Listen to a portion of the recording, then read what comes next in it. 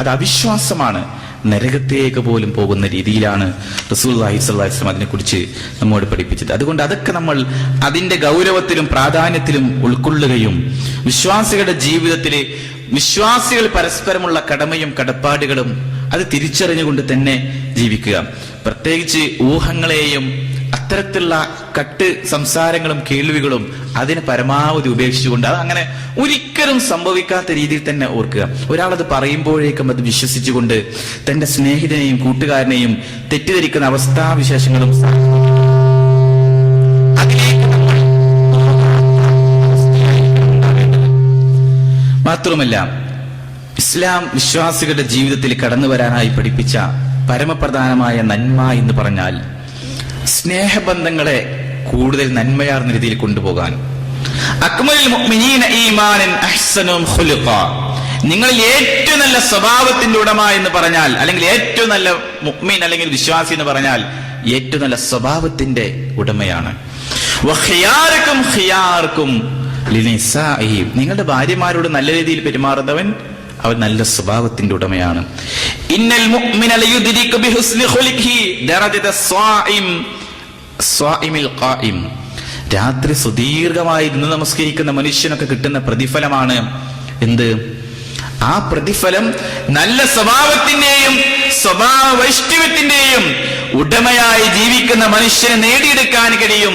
സുദീർഘമായി രാത്രിയിൽ നിന്ന് നമസ്കരിക്കുന്ന മനുഷ്യന് കിട്ടുന്ന ആ പ്രതിഫലം ഇത്തരത്തിലുള്ള ആളുകൾക്ക് അത് നേടിയെടുക്കാൻ കഴിയുമെന്നാണ് നബി തിരുമേനി സല്ലല്ലാഹു അലൈഹി വസല്ലം പറഞ്ഞത്.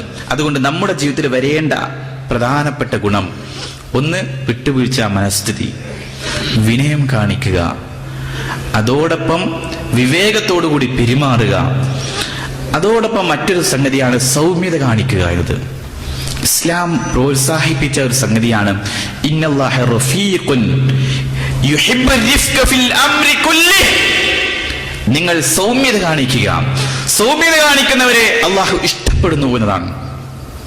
സൗമ്യത എന്നത് എങ്ങനെയാണ് കടന്നു വരിക? ആളുകളോട് പെരുമാറുമ്പോൾ ഒരു മൃദുലതയും മയപ്പെടുത്തലും ഒക്കെ ആയിട്ട്, കാർക്കശ്യത്തോടെയും കണിശതയോടെയും അങ്ങനെ പറയേണ്ട വിഷയങ്ങളിൽ അങ്ങനെ പെരുമാറേണ്ടതുണ്ട്. എന്നാലോ വ്യക്തിപരമായ ഏതെങ്കിലും ഒരു വിഷയത്തിന്റെ പേരിൽ അത് പാടില്ല. കോപിക്കേണ്ട വിഷയങ്ങളിൽ കോപിക്കാനും ഇസ്ലാം അങ്ങനെ പഠിപ്പിക്കുന്ന വിഷയങ്ങൾ അങ്ങനെ തന്നെ സംസാരിക്കണം. കോപിക്കേണ്ട വിഷയങ്ങളിൽ ഒരു മോശപ്പെട്ട കാര്യങ്ങൾ ചെയ്യുന്നുവെങ്കിൽ അവരോട് അങ്ങനെ തന്നെ പെരുമാറാനും അങ്ങനെ തന്നെ ശബ്ദിക്കാനും കഴിയണം. അതല്ലാതെ അവിടെ മൗനം പാലിക്കുകയും മൗനം പാലിക്കേണ്ടിടത്ത് കോപിക്കുകയും ചെയ്യുന്ന അവസ്ഥ അത് പാടില്ലാത്ത സംഗതിയാണ്. ഇന്നല്ലാഹ റഫീഖുൻ യുഹിബ്ബു റിഫ്ഖ വയുഅതി അല റിഫ്ഖ മാ ലാ യുഅതി അലൽ ഉൻഫ് വമാ ലാ യുഅതി അലാ മാ സിവാഹ്, നിശ്ചയം അള്ളാഹു സൗമ്യതയുള്ളവനാണ്. സൗമ്യതയെ അള്ളാഹു ഇഷ്ടപ്പെടുകയും ചെയ്യുന്നു.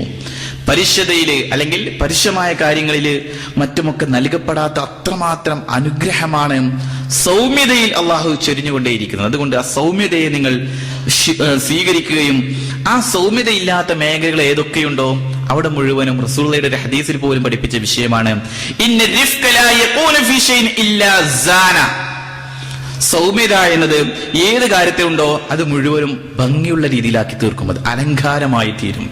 അതില്ലാത്ത വിഷയങ്ങളിൽ അതിനെ വിരൂപമാക്കി കളയുകയും ചെയ്യുമെന്നാണ് നബി തിരുമേനി സല്ലല്ലാഹു അലൈഹി വസല്ലം പഠിപ്പിച്ചത്. അതുകൊണ്ട് വിശ്വാസികളുടെ ജീവിതത്തിൽ അവരെ സ്വർഗത്തിലേക്ക് പ്രവേശിപ്പിക്കുന്ന ഒരു കാര്യം അറിയിച്ചു തന്നാലും പഠിപ്പിച്ചു തന്നാലും എന്ന് ആവശ്യപ്പെട്ടുകൊണ്ട് റസൂലുള്ളാഹി സ്വല്ലല്ലാഹു അലൈഹി വസല്ലമയുടെ സവിധത്തിലേക്ക് ഒരാൾ വരികയാണ്. അവിടുന്ന് വിശദീകരിച്ചു കൊടുക്കുകയാണ് തഖ്വല്ലാഹ് ഹുസ്നുൽ ഖുൽഖ്. ഒന്ന്, അള്ളാഹുവിനെ കുറിച്ചുള്ള ഭയഭക്തി, അള്ളാഹുവിനെ കുറിച്ചുള്ള ആ തഖ്വ അതുണ്ടാക്കുക, സൂക്ഷ്മതയുണ്ടാക്കുക. ഹുസ്നുൽ ഖുൽഖ്, സൽസ്വഭാവത്തിന്റെ ആളുകളായി തീരുക. ഇത് ആളുകളെ കൂടുതലായി സ്വർഗത്തിലേക്ക് പ്രവേശിപ്പിക്കുന്ന ഒരു വിഷയമാണ്. തഖ്വയുണ്ടായി തീരുകയും, അതായത് അള്ളാഹിനെ പേടിക്കുക, ഭയപ്പെടുക, അതോടൊപ്പം അള്ളാഹുവിനെ ഇഷ്ടപ്പെടുകയും അള്ളാഹുവിന്റെ തൃപ്തിക്ക് വേണ്ടി അമല സ്വാലിഹാത്തുകൾ ചെയ്ത് സൂക്ഷ്മതയോടുകൂടി ജീവിക്കുന്ന മനുഷ്യന്മാര്, ആ ഗണവും. മറ്റൊന്ന് ഹുസ്നുൽ ഖുൽഖ്, നല്ല സ്വഭാവത്തിന്റെ ഉടമകളായി തീരുക. നമ്മളെ കണ്ടുകൊണ്ട് ആളുകൾ ഇസ്ലാമിലേക്ക് വരാനായിരിക്കണം നമ്മൾ ശ്രദ്ധിക്കേണ്ടത്. നമ്മളെ കണ്ടുകൊണ്ട് ഇസ്ലാമിലുള്ളവർ അപ്പുറത്തേക്ക് പോകുന്ന സാഹചര്യ വിശേഷങ്ങളോ അവസ്ഥകളോ ഉണ്ടാവാൻ പാടില്ല. അത് നമ്മുടെ ഫേസ്ബുക്കിലാവട്ടെ, ഏതെങ്കിലും മെസ്സേജുകളിലൊക്കെ ആവട്ടെ, അവിടെ നമ്മൾ പാലിക്കേണ്ട മാന്യതയും പക്വതയും അവധാനതയും അത് നമ്മൾ ശ്രദ്ധിക്കുക. അന്യമതത്തിന്റെയും അന്യമതസ്ഥരായ ആളുകളും ഒരിക്കലും ഇസ്ലാമിനെ ഏതെങ്കിലും വിധത്തിൽ തെറ്റിദ്ധരിക്കുന്ന അവസ്ഥാവിശേഷങ്ങളിലേക്കോ സാഹചര്യങ്ങളിലേക്കോ നമ്മൾ കാരണമായി പോകാൻ പാടില്ല എന്നത് പ്രത്യേകമായി നമ്മൾ ശ്രദ്ധിക്കുകയും ആ വിഷയങ്ങളിലൊക്കെ നമ്മൾ നന്മ ചെയ്യുകയും അതിൽ നമ്മൾ മുന്നേറുകയും ചെയ്യുക. പിന്നീട് വിശ്വാസികളായ ആളുകളുടെ ജീവിതത്തിൽ അവരുടെ വ്യക്തിപരമായ ജീവിതവുമായി ബന്ധപ്പെട്ടുകൊണ്ട് മുസ്ലിങ്ങളായി ജീവിക്കുന്ന നമ്മൾക്ക് പാലിക്കാനും ശ്രദ്ധിക്കാനുമായി നബി സല്ലല്ലാഹു അലൈഹി വസല്ലം ഒരുപാട് മര്യാദകൾ പഠിപ്പിച്ചു. പ്രത്യേകിച്ച് തന്റെ ദിവസവും ചെയ്യുന്ന ഒരു കാര്യമാണല്ലോ ഭക്ഷണം കഴിക്കുക എന്നത്. ആ ഭക്ഷണം കഴിക്കുന്നതുമായി ബന്ധപ്പെട്ടുകൊണ്ട് ഒരുപാട് ബർക്കത്തുകൾ കിട്ടുന്ന കാര്യങ്ങൾ പഠിപ്പിച്ചു. കൂട്ടമായി ഭക്ഷണം കഴിക്കുക, നിലത്തേക്ക് വീഴുന്ന ഭക്ഷണം പോലും മണ്ണ് കളഞ്ഞു കഴിച്ചാൽ അതിൽ പോലും ചില ബർക്കത്തുണ്ടായേക്കാം, ബാക്കി വെക്കുന്ന ഭക്ഷണത്തിൽ ബർക്കത്തുണ്ടായിരിക്കാം. ഇതൊക്കെ പഠിപ്പിച്ചു. ഒരാൾ തന്റെ വീട്ടിലേക്ക് പ്രവേശിക്കുന്ന സമയത്ത് പ്രത്യേകിച്ച് ബിസ്മി ചൊല്ലിക്കൊണ്ടായിരിക്കണം വീട്ടിലേക്ക് പ്രവേശിക്കേണ്ടത്. നമ്മൾ പലപ്പോഴും അലസമായി കാണുന്ന പല വിഷയങ്ങളിലും നമ്മുടെ നന്മകൾ നഷ്ടമാകുന്നതോടൊപ്പം തന്നെ അത് പലതരത്തിലുമുള്ള മാരകമായ